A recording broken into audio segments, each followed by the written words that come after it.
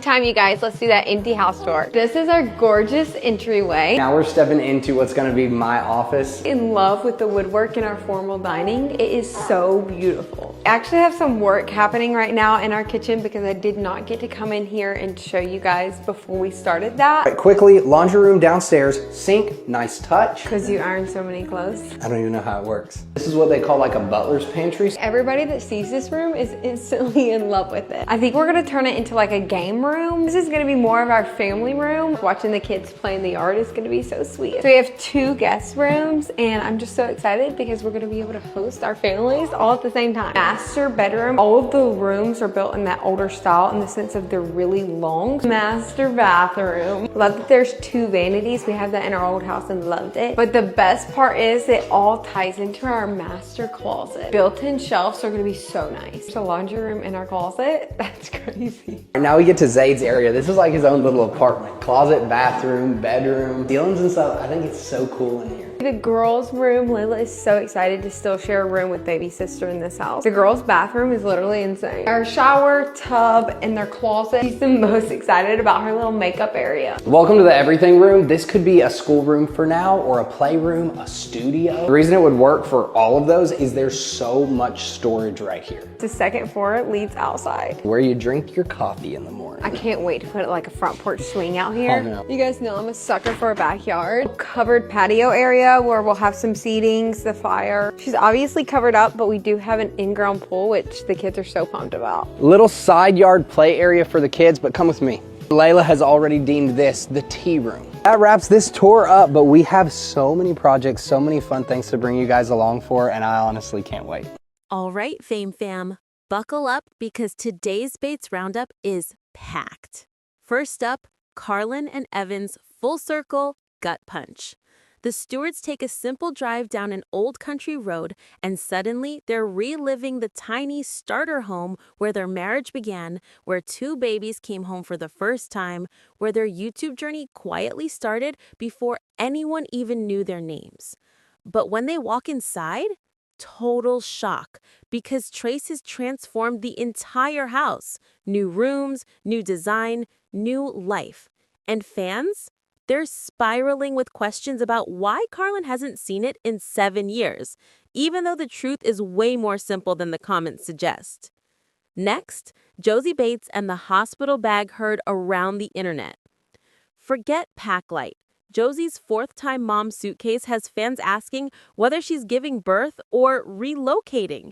Matching loungewear, heatless curls, full skincare, NICU-level prep, gender-coded outfit bags. This is a woman who has learned the hard way what postpartum really looks like, and the fandom is eating up every honest, chaotic, deeply relatable detail. Meanwhile, Whitney and Zach unleash a 90s Christmas nostalgia explosion.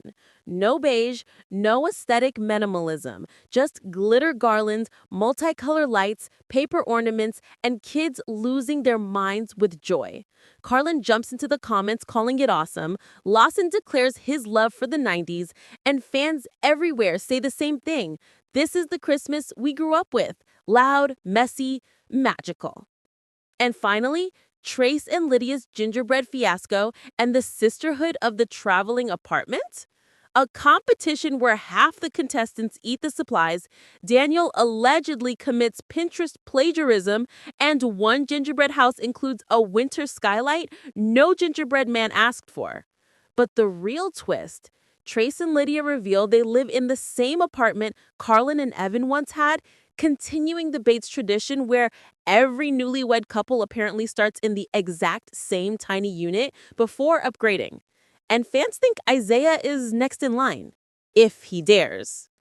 If you love diving into the chaos, the nostalgia, and the emotional roller coaster that is the Bates family, make sure you smash like, hit subscribe, and tap that bell so you never miss an update. Now let's jump into our first story. Carlin and Evan's emotional homecoming. Every family has that one place that feels like a chapter marker, the spot where everything began, where struggles felt heavier, where dreams were small but somehow sharper. For Carlin and Evan, that chapter sits on a quiet road in a little white house they hadn't stepped inside in nearly 7 years. And when they finally pulled up with their kids in the back seat, something in the air shifted. You could hear it in their voices. You could feel it in the way they looked at the porch, the yard, the tree, with the old swing still hanging just where they left it. As they drove up, Zaid softly whispered, "That going to make me cry too." And suddenly, the moment became more than nostalgia. It became a reminder of how far this family has come. Their marriage started here, their first babies came home here, their YouTube journey, long before the millions of views, started in this tiny space, filmed between sleepless nights, hand-me-down furniture, and dreams that felt almost too big for those 4 small walls. But the biggest shock came the moment they stepped inside, because this wasn't their house anymore. It now belongs to Trace, and he has completely transformed it. The cramped living room, bright, open, updated. Lila's old room, a brand new nursery for his own baby. The tiny bathroom Carlin once joked was an RV shower, replaced with a huge tiled walk-in that made Evan laugh in disbelief. Even the kitchen feels like a whole new world. And yet, beneath the excitement, something softer lingers. As the kids ran down the hallway laughing with their cousins, Carlin remembered the late-night worries, the green-walled bedroom, the washer and dryer they could barely afford. Old Faithful, she joked. It's more than a house. It's the birthplace of their story, a reminder of who they were and how they grew into who they are now. Standing in that doorway again, Carlin summed it up perfectly. My heart felt it, every bit of it, walking through our first home again. If there's one thing the internet will never agree on, it's how much a mom should pack for the hospital. And this week, Josie Balka unintentionally ignited a hilarious and surprisingly emotional debate after revealing her massive hospital bag for baby number 4. One look at the suitcase and fans instantly flooded the comments. Are you giving birth or going on a week-long cruise? Another joked, "Girl, are you moving into the NICU?" But the truth behind the overpacking, it's not comedy, it's experience, it's comfort, and it's survival. Standing barefoot in her cozy bedroom, Josie admitted what every seasoned mom already knows. The more babies you have, the more you learn what not to trust hospitals to provide. So she started with the basics: soft postpartum pajama sets, matching loungewear, robes, kimono tops, and 2 variations of satin outfits, one in pink and one in blue, since she still doesn't know the baby's gender. From there, things got real. Ice packs, heating pads, support bands, nipple butter, everything a 4th-time mom needs to manage the not-so-Instagrammable side of postpartum recovery.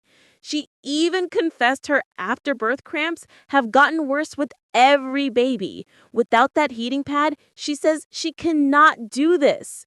Then came the fully stocked hanging toiletry bag stuffed with skincare, hair care, and her beloved heatless curl rods, because sometimes a little self-care is the only thing keeping a mom grounded in the chaos.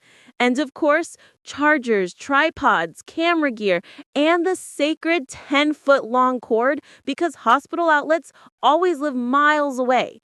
The sweetest part? The baby clothes packed neatly into Ziploc bags. One for a boy, one for a girl, and one neutral. Tiny outfits, soft colors, full of anticipation. Fans laughed, fans related, and fans supported her, knowing exactly what's behind that enormous suitcase. A mother preparing for every possibility, especially the ones she hopes she won't need. Every once in a while, a holiday moment hits the internet with the force of pure childhood magic. And this week, that honor goes to Zach and Whitney. With one simple reel, they managed to transport the entire Bringing Up Bates fandom straight back to the 90s. No minimalist neutrals, no designer ornaments, just pure, unapologetic Christmas chaos, the kind we all grew up with. The video opens with little Chloe in her adorable Christmas print pajamas, throwing her head back in laughter in front of a glowing tree. Not just any tree. This one is decked out in every nostalgic detail you forgot you loved. Tinsel sparkling like glitter bombs, multicolored lights blinking in 10 different rhythms, and mismatched ornaments that look like they came straight from a craft table at your childhood church. As Zach fluffs the branches and Whitney helps the kids hang paper cutouts and old photo ornaments, you can almost feel the warmth of a full house on Christmas Eve. Whitney's caption said it best. Every year she thinks she can't love this season more, but watching her kids hang ornaments they made themselves hits different. And fans, they lost their minds in the sweetest way. Comments exploded with nostalgia. This is Christmas. Kid-decorated trees are the best. No better time than the 90s. Even the Bates family joined in, celebrating the moment. In a world obsessed with curated aesthetics, Zach and Whitney chose memories over perfection, and the internet fell in love. This wasn't just a tree, it was a time machine, a reminder that the best traditions aren't the prettiest ones. They're the messiest, the loudest, the most heartfelt. Meanwhile, over in the land of sugar, frosting, and questionable engineering decisions, Trace and Lydia kicked off their annual gingerbread competition, and chaos arrived instantly. What was supposed to be a friendly family event turned into a full-blown architectural showdown, complete with copy-pasting, collapsing roofs, and enough icing to glue a small car together. Daniel, bless him, didn't even try to hide his strategy. While everyone else channeled their inner HGTV designer, he's over here scrolling Pinterest and recreating someone else's masterpiece like it's a school project. And then there's the sideways roof gingerbread house. A bold choice. Innovative, maybe.